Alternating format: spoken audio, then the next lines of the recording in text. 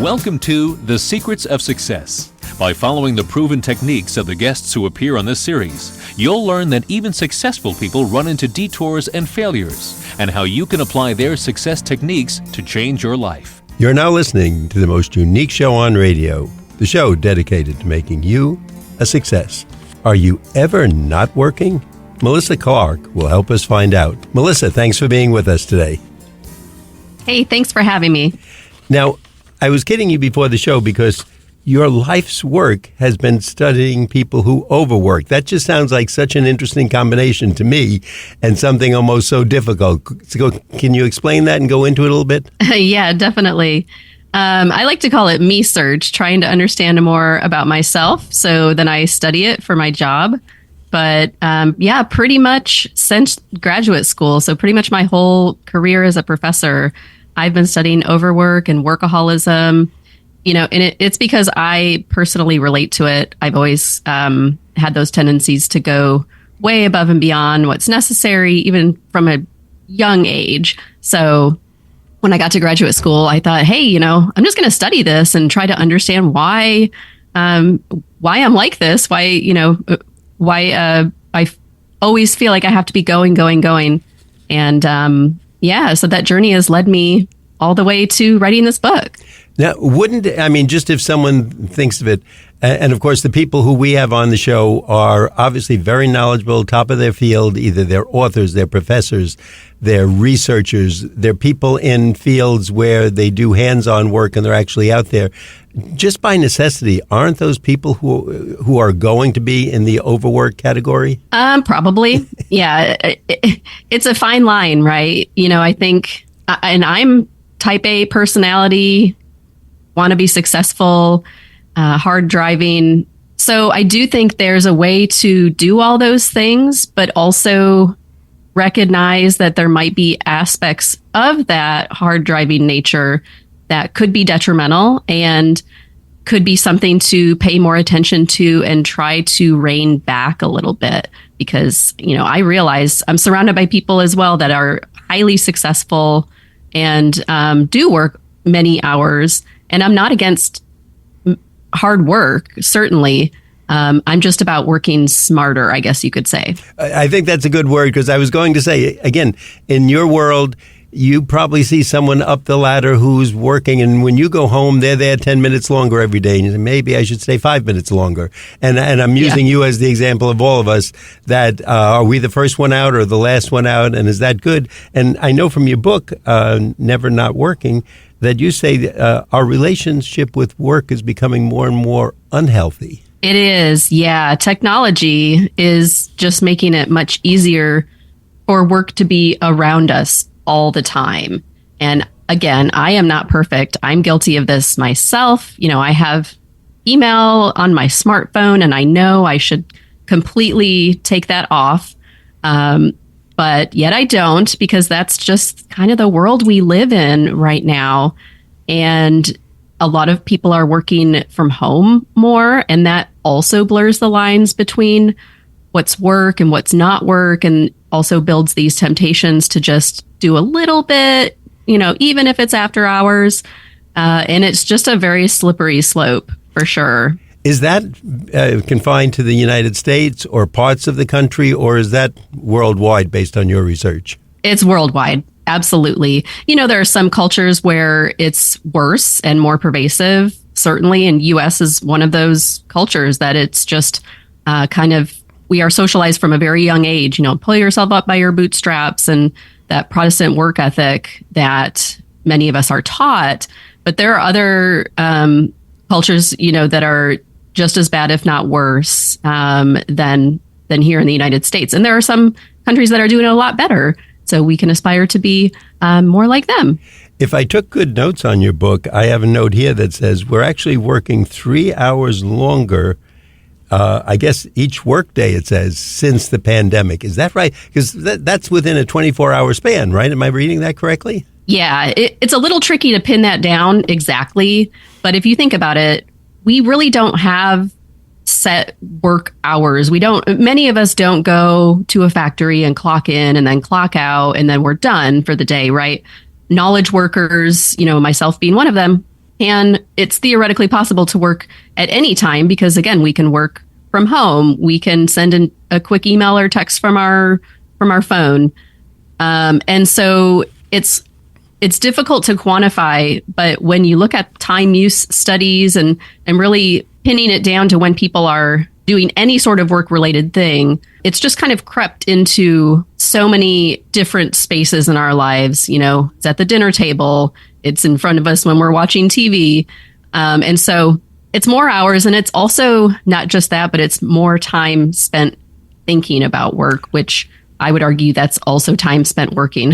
I was going to say, it might be, just taking anybody anywhere, maybe just one call an evening that they would get, if you want to make it simple, 10 minutes, and you say, well, gee, that's not too bad. But after you get that call, you start thinking, if it's important enough to call you at home, was it a patient? Was it a client? Was it somebody you're working on their taxes? And the boss says, I want to talk to you tomorrow. I think you made a mistake. Well, now for the rest of the evening, I'm thinking, what did I do wrong on their taxes? Did I not have them sign it? Kind of an easy mistake. Or did I really screw something up, leave out income or leave off exemptions, etc., that could have a financial effect on them? So now I'm worried about that till the next day, and it may be nothing at all. So right. I think we're all kind of trapped in that. Yeah, absolutely. If you're planning something, it takes time to ramp up to that. So like prepping for this podcast, you know, for the hour before the podcast, my brain was on the podcast, right? Even though I wasn't actually doing it yet. Thank you. And then when you're done with whatever work thing, like you said, you ruminate on it, especially if it's something negative, which if they're contacting you after work, it probably is, or it's probably quote unquote urgent, right? And so then it takes time for your body to kind of decompress from that interaction, and all of that cumulatively, you know, that 15-minute conversation could have actually you've spent 2 hours just now working, you know? And you know, so that's how it expands, you know, to this more hours than what we think. And I actually remember a couple of instances in life where, just as you said, that very short phone call, and one time on a long weekend vacation, meaning I took 2 extra days and just went to the local beach or pool with my children. An incident came up at the office. As soon as somehow they found me at the local pool and said, you have a telephone call. Back in those days, no cell phones. And I had actually physical manifestations. Pains in my back were coming back. Again, very minor thing in the whole picture of things, but it did act out. And in another situation, again, another physical manifestation. I thought those stress-related things were crazy, but it was really true. Yeah. Isn't this, though, when we talk about working hard or a lot of hours, don't we kind of brag about that? Like, oh, I put in a 60-hour work week at my law firm or accounting office, or during accounting season, I don't even go home doing taxes, or, you know, whatever the status symbol is. Doesn't that become a status symbol with us? A lot of times, yes. You know, we call it humble bragging, where you're basically inadvertently trying to show people, hey, look at how hard I worked. Look at all these great things I did. And if you're in certain companies, that's just the way conversations go. You know, I talked to one researcher when I was, you know, researching for the book, and she said it's just more socially acceptable for someone to say they're busy than any other thing. And there's this funny anecdote about an individual who moved to the United States and actually thought busy was translated to mean good, because every time someone says, hey, how are you? Busy, you know? And so if you think about it, it's just so socially acceptable. It's really the only socially acceptable, quote unquote, addiction, even though it's not formally an addiction, but it's just not, you know, it's just not even something we think about. Just second nature. Like, oh yes, I'm so busy. Look at all this that I did. And there's a social comparison that someone says that, and then you feel like you also need to say that so you can be a good worker and not look bad to your colleagues and to your boss. So it just continues the cycle. And I have so many questions I want to hit you with. Each time you answer, I think of three more. But Melissa, at this point, I want to take a brief break and let our audience know that if you're just tuning in, you're listening to The Secrets of Success on the voice of Nassau Community College, 90.3 WHPC. I'm your host, Bill Horan. Our guest today is Malissa Clark. Her book is Never Not Working. And Melissa, we're going to ask you, is there a website where we can find out more? Yes, you can go to my website. It's melissaclark.com. Spelled MALISSACLARK. Now, when we talked about extra hours, there's certain professions, and let's think, I know right away coming to mind is law. If you're in a major law firm, you're expected to put in a 60-hour week. And if we think of that, that's getting in at 8 a.m. and leaving at 8 p.m. That doesn't leave very much time for at home. And that's assuming you're allowed to take the weekends off. But if everybody else around you is putting in that type of day, you really can't jump out unless there's an emergency at 6 o'clock each evening because you're shirking the time. People are going to be looking at you. In your studies, how have things like this come up? Do people just say, wait, this isn't for me. I'm going to go into a less stressful area of medicine or law, maybe research, maybe teaching? Or do they try to, forge through it and then wind up going through one or two divorces or having an addiction? Both. Really, yeah, I've talked to people on both ends of the spectrum. I talk to a lot of people that are members of Workaholics Anonymous, which many people don't realize is a real organization that has helped a lot of people. And so a lot of those individuals, they've talked about how they either left those negative situations or they were forced to leave, usually because of a health problem. And, for a few people I talked to, their bodies literally gave out on them. One woman, she felt almost paralyzed. Her body was simply spent to the point of exhaustion. The doctor just diagnosed her with burnout. And other people, real serious health consequences, multiple heart attacks that kind of forced their hand. So, yeah, either you can leave on your own accord, or you might eventually have to leave even if you don't want to. There are ways to make changes within that environment, but I will admit it's not easy, and it is difficult if it's just one person trying to swim upstream when everyone else is swimming the opposite way. Now, it seems to me, and I'm listening to your answer, that that's the one acceptable excuse, though.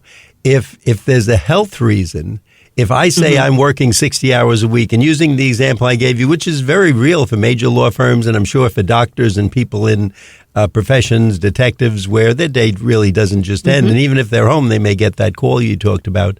But if there's a medical reason that says I had to get out of that, you might feel a little wimpy at first if you just said, wait, I can't handle a 60 hour. Oh, all the other people from your college or school, your graduate school are doing it. Why can't you? But if there's a medical reason, that's almost a free pass, isn't it? Yeah, I think people are definitely more forgiving. And it's sad that it takes it to that level that people aren't going to be forgiving unless it's something really, really bad, Now, did you, in your studies or research, have you come across anything where we see that this overwork has either forced people to switch, and or are they happier after the switch? Maybe they go into another business, and every business or work is going to have some problems, but they say, wow, this is great. I'm really free after 6:30, and I can go home and have dinner with my family and watch a TV show or play a game or go to a Little League game or something. Have you experienced that with any of the people you've worked with? Yeah, several people that I interviewed, said basically just that thing. They were really resistant and they didn't want that change, but they actually realized that they really, really enjoy having other hobbies or other things to get excited about. And I will say, even in those really hard driving cultures, there's a case example at BCG, Boston Consulting Group, where some researchers came in and they implemented one evening a week of where they rotated where that person is not available to the team. So they rotated around the team that on Tuesdays, can't contact Melissa, contact someone else on the team. And that was really difficult to get that buy-in at that organization, just because that was so unlike the norm, right? And the culture.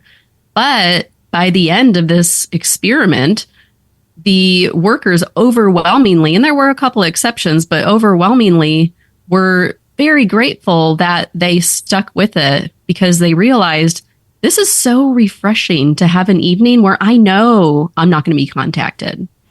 And they don't have this feeling, in the back of their mind that they can't fully immerse themselves in whatever, because, they might be contacted. That's just the norm. But to fully have even just that one night off, people were really enthusiastic about that.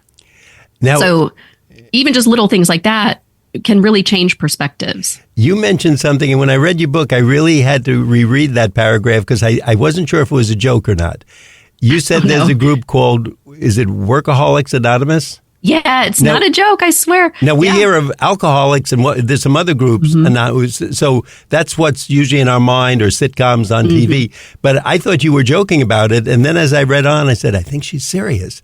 So now my joke to you is going to be, when do they get the time to go to the meetings? They're always working, right? Right, yeah. Well, that's, I'm sure, a struggle for them. Sometimes when individuals aren't, some of the people I talked to said, well, I was kind of forced to go to this by my wife. It didn't really seem like they were fully on board. Like one individual I talked to, I said, when are you going to retire? He was in his 70s. And he was like, oh, I'm not going to retire. I'm going to retire when I'm dead. So he was a member of Workaholics Anonymous, but didn't really seem to fully be taking advantage of the resources. It is, modeled after Alcoholics Anonymous, and it's probably where they got the name from it. But yeah, I mean, it's all over the world. And now since COVID, I believe a lot of the meetings are virtual. So you don't even have to go in somewhere, which maybe that's a one less barrier for people that want a community. So yeah, I mean, I'm, not affiliated with them. They were great in helping me connect with individuals that are members. But, I think for people that are looking for some help and looking for some change, they should check it out. Go to the website. You can just Google Workaholics Anonymous and it'll come up. Now, I'm really wondering, let's say you're going in for some surgery or dental work or something, serious of a more than a minor nature.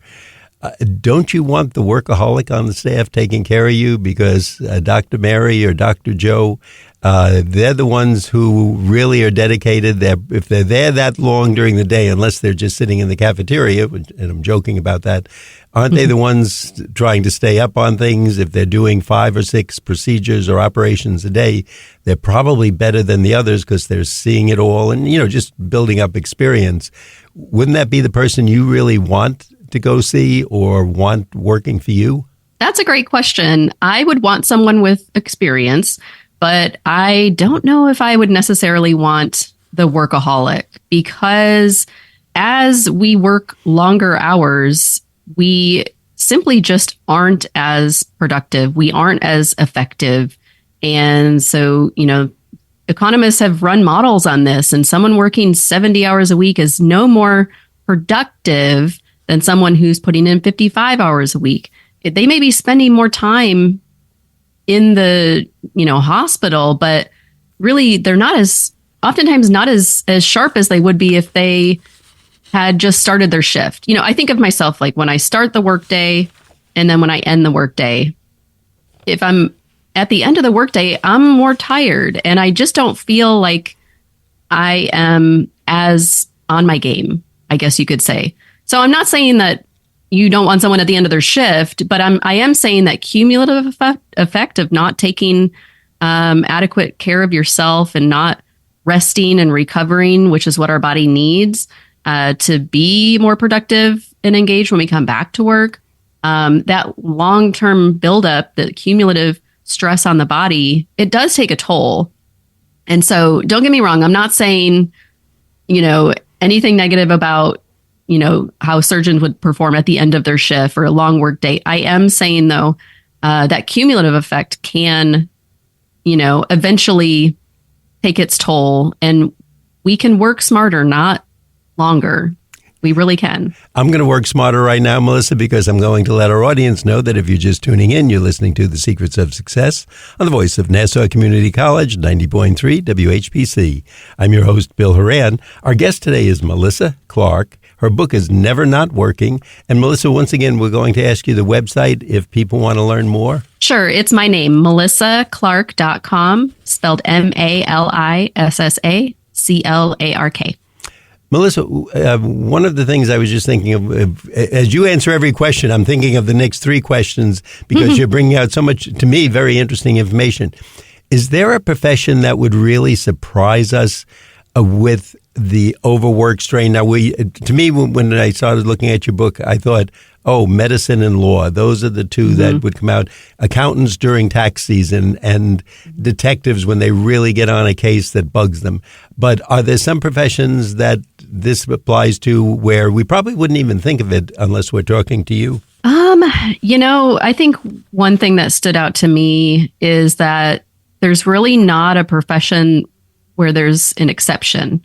Name the profession. I can name a workaholic that maybe I interviewed or I interviewed their spouse. Even really obscure ones. I talked to a woman who worked at a llama farm, and you would think, well, how can you take that to the extreme, right? You're in nature, you're dealing with animals. But she literally would make herself a to-do list and force herself to get to a certain point before she took any breaks, including eating, going to the bathroom, anything.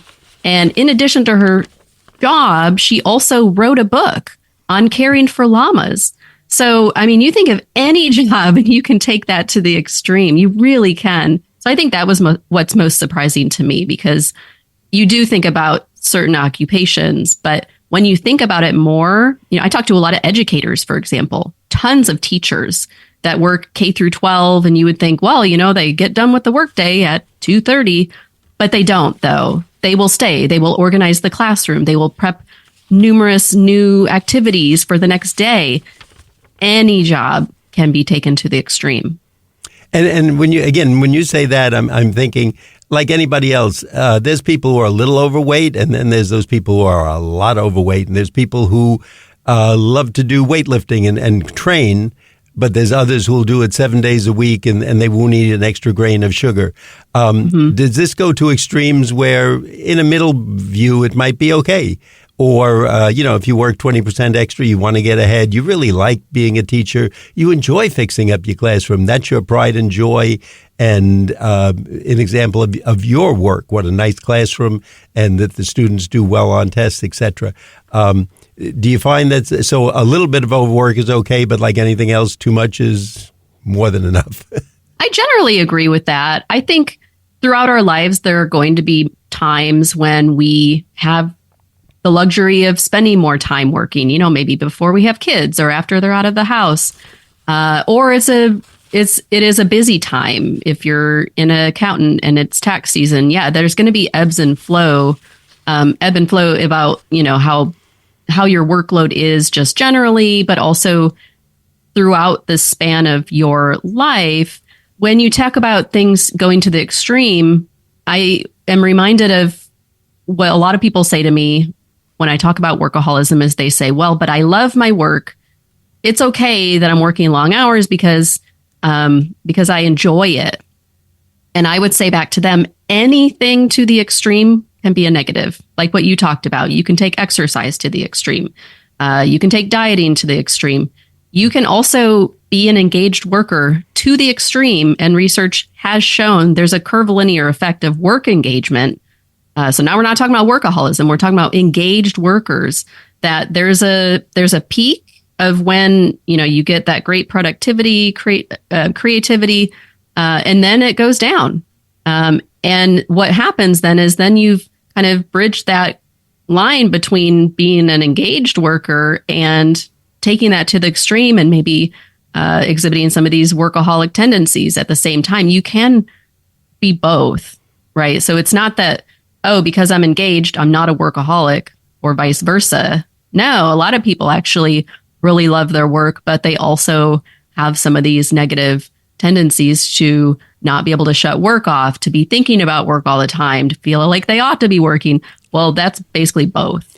And if we need a big mallet over our heads, what are some of the health issues you've come across or psychological issues that may affect people if they're falling into this? Yeah, a whole variety. Really, I've seen everything, and there's some solid research showing, maybe the more obvious ones are heart attacks, high blood pressure, weight gain, sleep issues.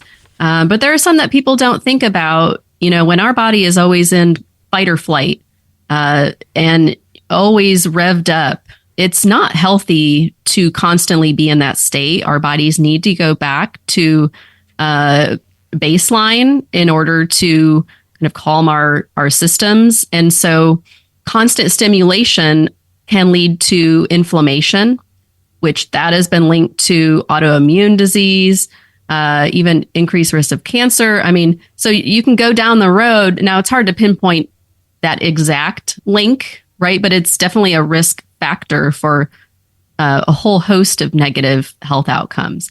And psychologically, workaholism has been linked to burnout, increased depression, and negative relationships, maybe family relationships. So the list goes on, really. And Melissa, you've written a great book. Again, I want our audience to know the title, Never Not Working. Very simple title by our guest, Melissa, spelled Malissa, Malissa Clark. Melissa, would you give us that website once again before we wrap up? Absolutely. It's melissaclark.com. Spelled Malissaclark. Thank you so much for warning us of the overwork threat. And again, this is an easy read. So if you think this applies to you, your son, your daughter, your husband, your wife, pick up a copy. Never Not Working. Find out. And maybe it's just something you can open up for discussion and perhaps get a little extra free time for that person and maybe a little enjoyment on all sides of the coin and keep them out of Workaholics Anonymous like we talked about. Melissa, thanks for being with us today. Thank you for having me.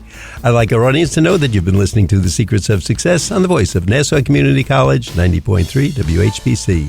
I'm your host, Bill Horan, asking you to please join us again next week at the same time when we will continue our journey to success.